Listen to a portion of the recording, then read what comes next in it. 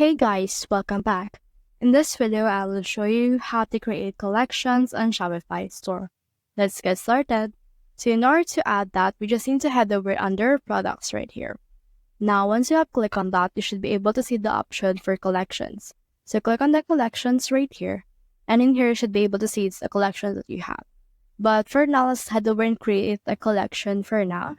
And then let's name this collection Casuals. And also write in here a description for this one. You can add in here a paragraph or anything that you want. So for example, for me, I'll just need to save this progress. Once I have saved this, as you can see, this is what the collection will look like. So what we can do is we can actually add this theme on our products that we have. So for example, let's head over again our products. Now let's head over the product that we want to add on this specific collection. Now we can scroll down. And in here, you should be able to see in here the collection. So let's add this on our casuals. And then as you can see, we have now added this. So head over and save this progress.